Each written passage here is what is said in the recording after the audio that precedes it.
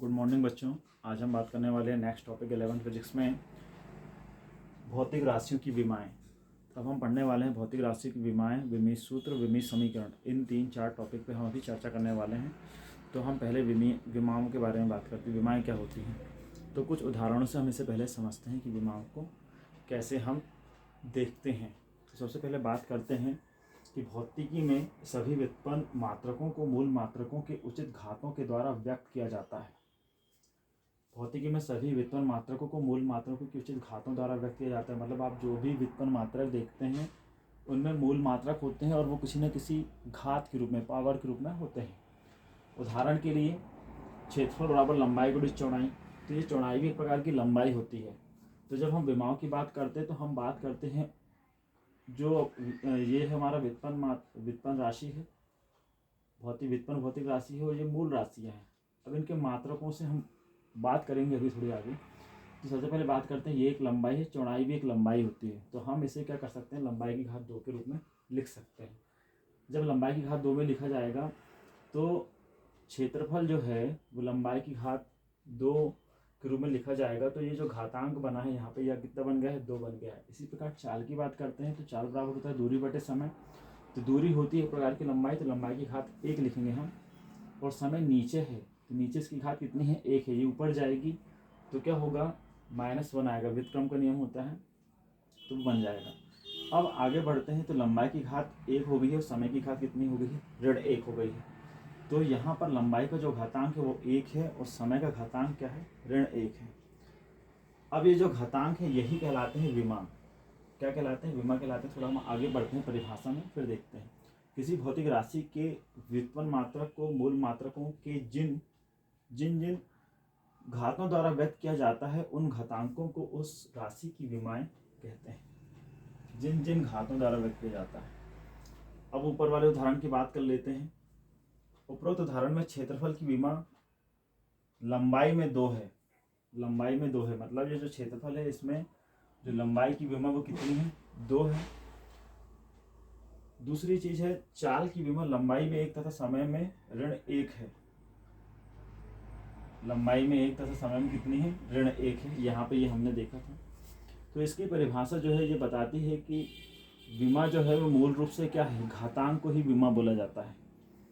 कौन से घातांक को, जो मूल मात्रकों में लगे होते हैं। अब मूल मात्रक जो होते हैं एक्चुअल में, अभी तो ये मूल देखो जरा, भौतिक राशि के व्युत्पन्न मात्रकों मूल मात्रकों के जिन जिन घातों द्वारा व्यक्त किया जाता है, तो जिन जिन घातों द्वारा व्यक्त किया जाता है तो यहाँ पे घात कितनी है, 1 यहाँ पे है, ऋण 1 यहाँ पे 2 है। तो ये घातों को, उन घातांकों को उस राशि की विमाएं कहते हैं। तो ये घातांकों को क्या कहा जाता है, विमाएं कहा जाता है। ये ध्यान में रखना है। आगे बढ़ते हैं। विमीय सूत्र क्या होते हैं। अब तो हमने विमा के बारे में पढ़ लिया, हमें समझ में आ गया कि विमा क्या चीज़ है। तो घातांकों को विमा बोला जाता है। विमीय सूत्र क्या होता है, डायमेंशनल फार्मूला। तो किसी भौतिक राशि के व्युत्पन्न मात्रक का मूल मात्रक से संबंध प्रदर्शित करने पर व्यंजक या सूत्र को क्या कहा जाता है, उस राशि का विमीय सूत्र कहा जाता है।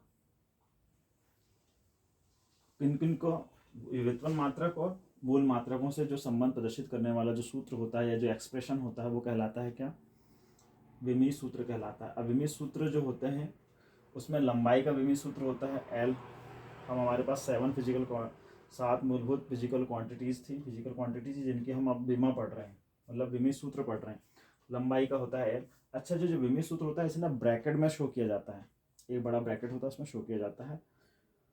तो लंबाई का विमीय सूत्र L है, द्रव्यमान का M है, ब्रैकेट के अंदर समय का T है, ताप का K है, ज्योति तीव्रता का CDAC कैपिटल D स्मॉल, विद्युत धारा का A है, पदार्थ की मात्रा का मोल है। तो ये पूरा स्मॉल में रहेगा ब्रैकेट के अंदर। अब हमारे जो यांत्रिकी हम जो पढ़ रहे हैं 11th की फिजिक्स में, हम यांत्रिकी मतलब मैकेनिक्स के बारे में स्टडी करते हैं। तो हम मैकेनिक्स में एक स्टैंडर्ड फॉर्मेट है MLT का। इस MLT के फॉर्म में हम किसी भी विमीय सूत्र को प्रदर्शित करेंगे। अब बात करते हैं ये ABC क्या है। तो ये ABC जो है वो मूल राशियों की घातें हैं। मूल मात्रक जो हम इसमें यूज़ कर रहे हैं उनकी घातें हैं। अब किसी भी भौतिक राशि का विमीय सूत्र ज्ञात करना बहुत आसान होता है। विमीय सूत्र ज्ञात करने के लिए हमें उस भौतिक राशि, चाहे वो व्युत्पन्न राशि होती है जो, उसका हमें क्या पता होना चाहिए, फार्मूला पता होना चाहिए। फार्मूले के द्वारा हम क्या करते हैं, उसे मूल राशियों में तोड़ते हैं और मूल राशियों की घात पता करने के बाद हम उसका विमीय सूत्र आसानी से बना सकते हैं। तो सबसे पहले बात करते हैं हम इसमें आयतन की। आयतन बराबर होता है लंबाई गुणित चौड़ाई गुणित ऊंचाई, एक स्टैंडर्ड फार्मूला है। हम यहाँ पे देखते हैं कि जो चौड़ाई है ये भी एक प्रकार की लंबाई है और ऊंचाई भी एक प्रकार की लंबाई है, तो हम इसे आसान करने के लिए लंबाई की घात 3 लिख सकते हैं, क्योंकि हमें विमीय सूत्र निकालना। लंबाई की घात जब 3 लिखेंगे तो आयतन का विमीय सूत्र क्या हो जाएगा, ब्रैकेट में L और पूरी घात कितनी हो जाएगी, 3 हो जाएगी। अब क्या होगा, यहाँ पे L की घात 1 है, इस 3 का मल्टीप्लाई उस 1 से करेंगे तो ये L की घात अंदर आ जाएगी, तो 3 गुणित 1 करने पर क्या मिलेगा, 3 मिलेगा। तो L की घात कितनी होगी, 3।